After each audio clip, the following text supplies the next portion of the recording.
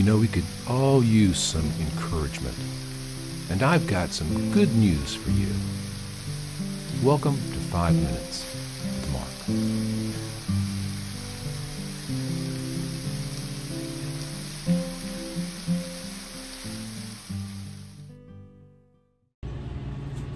Hey, greetings friends. Welcome back to 5 Minutes with Mark. Glad you're here. We're in the Gospel of Mark, chapter 5. We're going to pick up the story in verse 7. This is the man who's come out of the tombs, the Gadarene demoniac is what we call him. I call him Crazy John, who lives in the tombs. And he cried out with a loud voice and said, "What have I to do with you, Jesus, Son of the Most High God? I implore you by God that you do not torment me." For he said to him, Come out of the man, unclean spirit." Then he asked him, "What is your name?" And he answered, saying, "My name is Legion, for we are many." Also he begged him earnestly that he would not send them out of the country. All right, a lot going on here, a lot to unpack. This man is possessed by a legion of demons. He's got many, many demons packed inside of his head, inside of his spiritual self. I know demonic possession, we kind of wink at that now. Oh, yeah, that was demons back then. But it's nothing to wink at. The demonic spirits are real. They exist. The Bible clearly says they exist, and we take the Bible at its face value. When the narrative says the man was possessed by an unclean spirit, then we say he was possessed by an unclean spirit. It's not politically correct to say people struggling with demonic possession today. And here's one of our real problems, I think, in our culture. As we have become more in tune with humanism and have embraced a lot of humanist ideas in the church, we have began to discount a lot of very, very obvious and direct information that we get from the gospel text. Now we know that this man was a demon.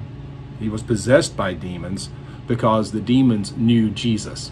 And we've seen this before, or we'll see this again, where the demonic voice, they know Jesus. We saw it at the man at the synagogue, right? It's the same thing. They recognize him.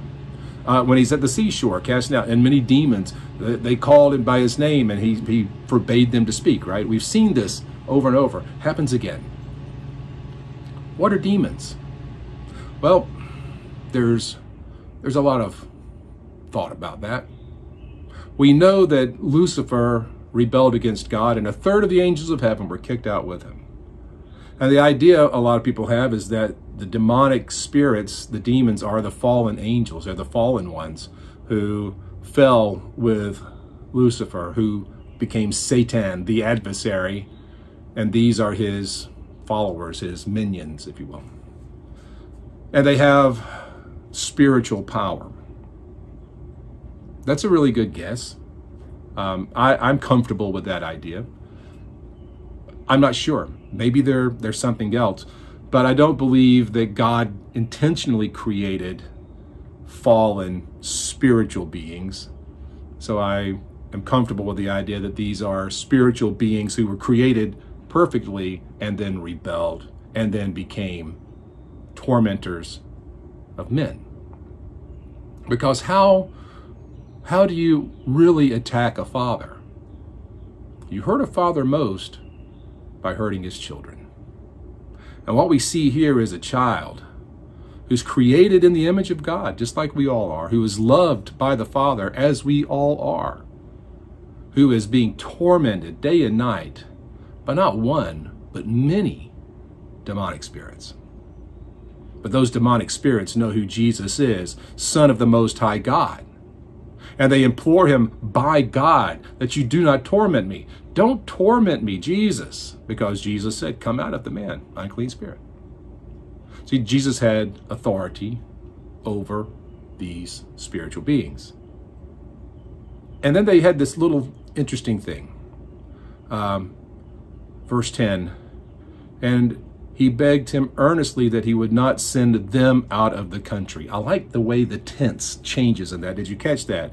Also, he, the man, Crazy John, begged him, Jesus, earnestly that he, Jesus, would not send them, the legions of demons, out of the country. It's a little thing. And yet it kind of opens up a lot of thought, right?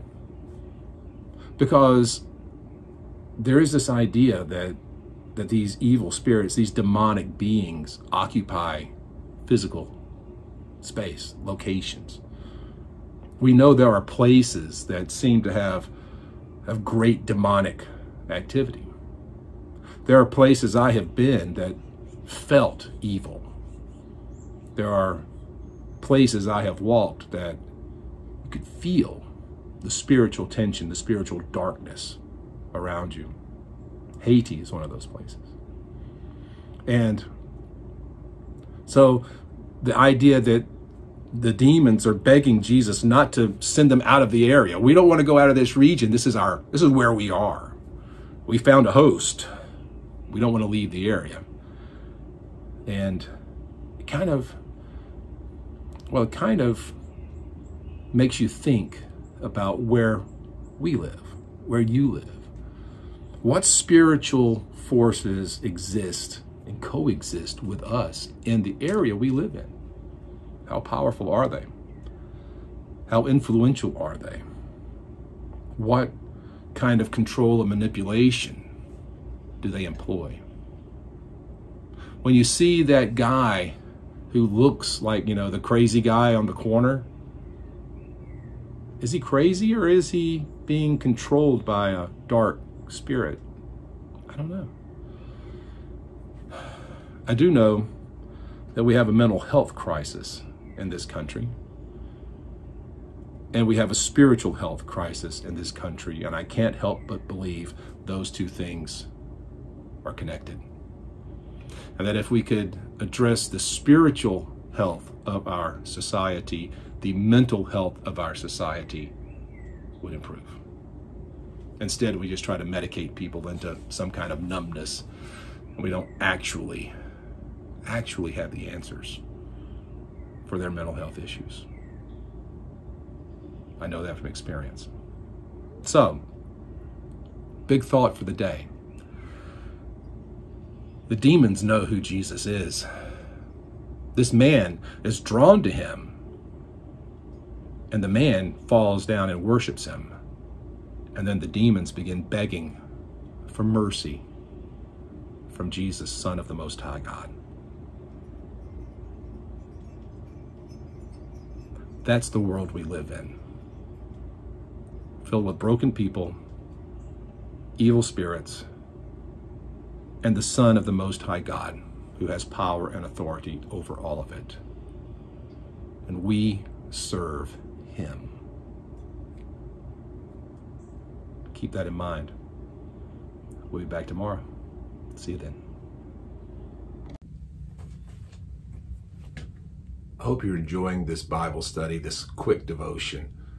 If you'd like more content, you'd like to know more about me and see more of the things that I'm doing, check out my website, theeclecticmonk.com. There you'll find out about my video vlog, my podcast, and a whole lot of other stuff. Hope you'll join me there. Thanks.